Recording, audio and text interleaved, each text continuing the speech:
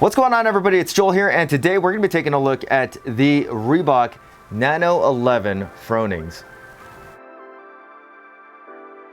Alright guys, so this is just going to be a first impressions video. This is not an actual review of the Nano 11 Fronings. I just got them in, took some pictures, put them up on Instagram, add as many reviews as possible. If you wanted to check out my written first impressions, I put them up there.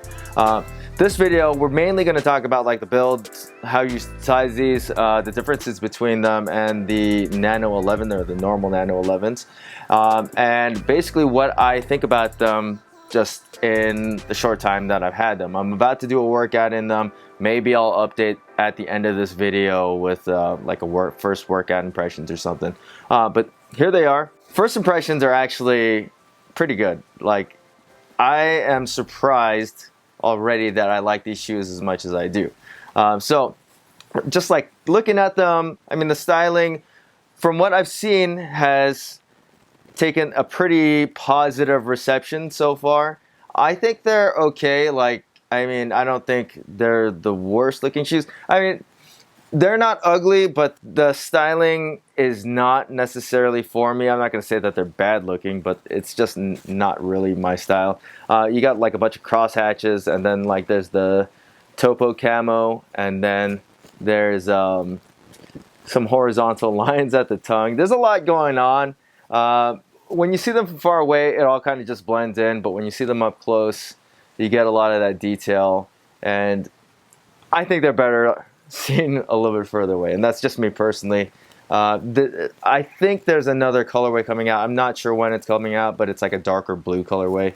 But this is the one that's out right now, white and gum. Pretty classic stuff there. So a lot of the cues on this shoe are taken pretty much directly from the Nano 11. The most prominent one being obviously this TPU heel counter, but on this model it seems like these sides are a little bit more open, a little bit more flexible than the standard Nano 11. So you can kind of see there the material changes on the standard 11, and on the Fronings it's the same upper material. So the upper material on these kind of feels like the Nano 11 Adventures, almost like a ripstop material, but it has a little bit of a lining in the inside, so it's softer. I want to say it's kind of like neoprene-ish. What I have noticed so far is that it's not super breathable, kind of like the Nano 11 Adventures. That's my big beef about those ones. It's just not a super breathable upper, and I kind of get that feeling with these ones as well.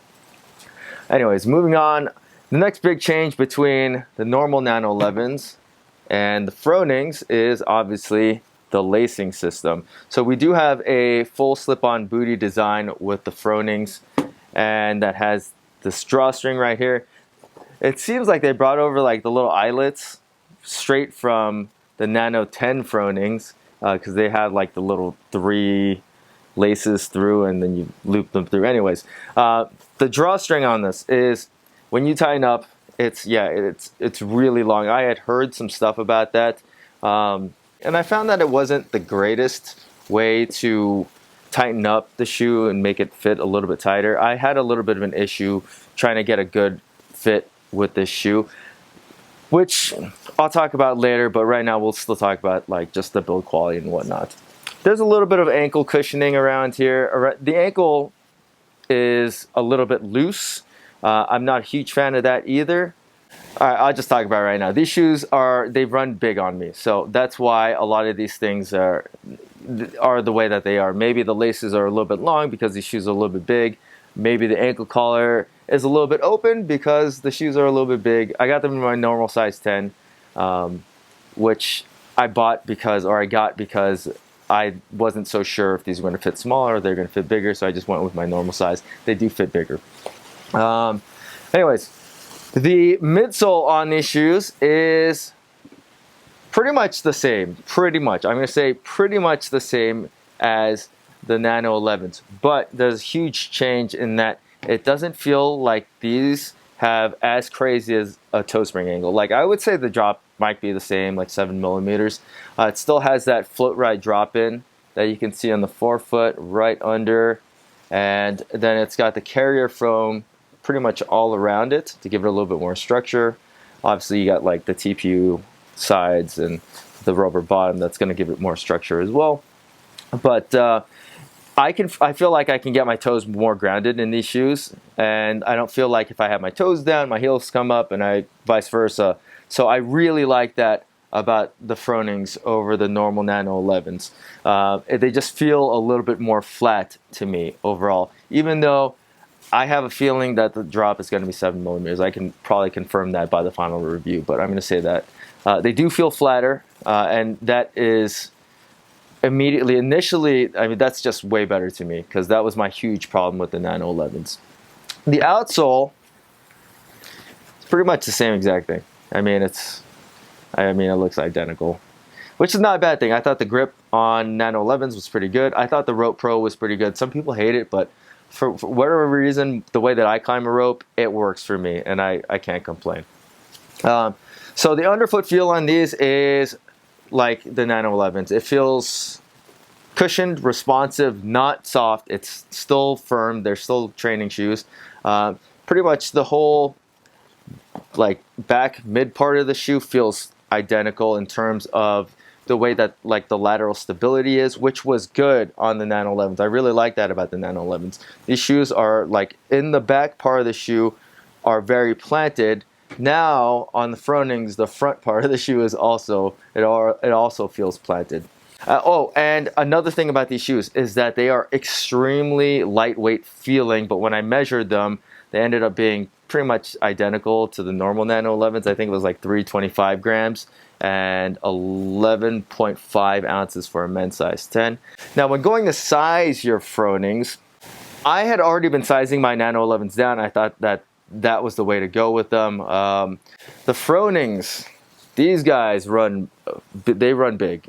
I mean, like I have pretty normal shaped feet. The toe box on these is wider than the normal Nano 11. And the normal Nano 11 has a pretty wide toe box already. So if you have normal or narrow feet, I'm going to say you for sure have to go with a half size down. I want to say these fit most closely to Nano 9s. They've got a very wide toe box, the midfoot. There's really no arch or anything. They're pretty neutral all throughout the shoe. Like I said before, the ankle collar is a little bit big on these, a little bit loose for me, and that might just be because the shoe is just big for me. But we'll see. I'll try to get a 9.5 in, and hopefully I can get that in before the final review. But otherwise, yeah, that's pretty much it. I really just wanted to talk about like the build quality difference between the Nano 11s and the Fronings. It's too early to say anything about the performance of these shoes. Like I said, I haven't worked out on them. But for sizing, which is the big one here, I'm going to say go with a half size down if you have a normal or narrow foot. If you have a really, really wide foot, then go with your normal training shoe size. You might have a little bit of length, but I mean, if you got a really wide feet, you're going to appreciate the space. Initially, I actually think that these shoes are really nice. I really like the feel of them. They're light, they're flexible, they're comfortable, and they feel much more planted than the normal Nano 11. And that's really the only issue that I had with the normal Nano 11 is that I just felt like I could never feel planted or stable with the ground, at least going back and forth because of the toe spring angle with these guys. But with the Fronings, I feel like I feel planted to the ground, I feel low to the ground, even though I'm pretty sure the stack height is probably the same. But I'm going to say it's probably a go for the Fronings if you're a fan of Reebok, Rich Froning, or even just a fan of the way that these shoes look. They're light, they're comfortable. I can't really say much more about like the actual performance, but I really like them already in the short time that I've had them. Maybe that'll change after I do a couple workouts, but we'll see. All right, so just did my first workout in the Nano 11 Fronings, and it consisted of a power clean, hang power clean complex.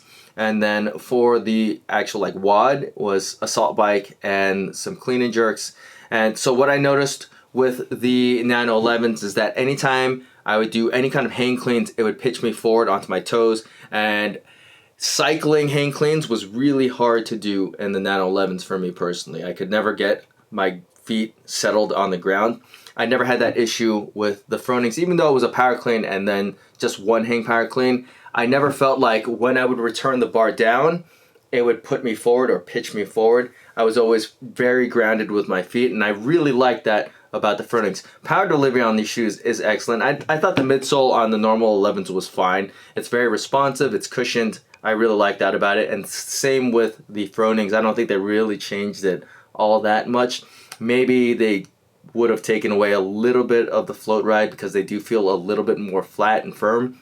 But other than that, they're still very responsive lifting shoes. And I noticed that same exact issue with the Nano 11s while doing like clean and jerks. If I was like cycling clean and jerks or going straight from my clean to my jerk, I would notice that my heels would like almost never touch the ground just because I'd clean, I'd be on my toes, catch on my toes, and then jerk from my toes. My heels would never hit the ground.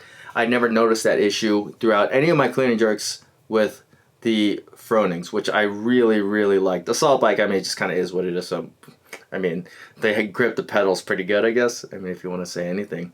But already a big fan of lifting in the Fronings. They are a little bit big in the toe box for me, and they are a little bit loose around the ankle for me. So that, not a huge fan of. As far as the lacing goes, this is my fix for the lacing. So what I did was I pulled it tight, and then I just kind of snuck it right under the little elastic strap, and it stayed there. It never moved around. So this is the way to go. I mean, it looks kind of weird, but I mean, it's the way to go with like lacing these up. I did do a quick mile run in the Fronings, tested out the new True Grit runner that I had and the Assault runner, and I thought that running in these shoes was actually pretty good too. I'm gonna say not as good as the normal Nano 11s, and the reason for that is these are very flexible and pretty responsive and comfortable shoes. I actually think they're pretty decent running shoes. But the only thing I didn't really care for with the Fronings is that you notice the fact that the toe box on these is it's gigantic. It's pretty wide, and it feels like pretty clunky to run in it, like you got Flintstone feet.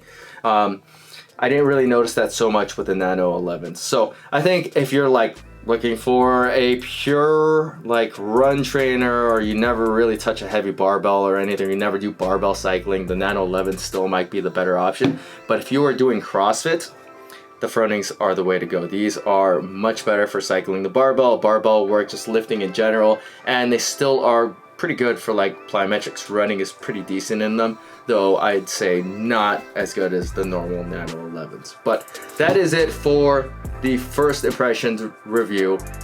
Make sure that you stay tuned, follow me on Instagram so that you know when the full-on review is coming. It should be about a week and a half or something like that. But I can tell you right now, I am already a big fan of the Froning Nano 11s. These are legit shoes. And that concludes it for today's first impression review. As always, guys, thanks for watching.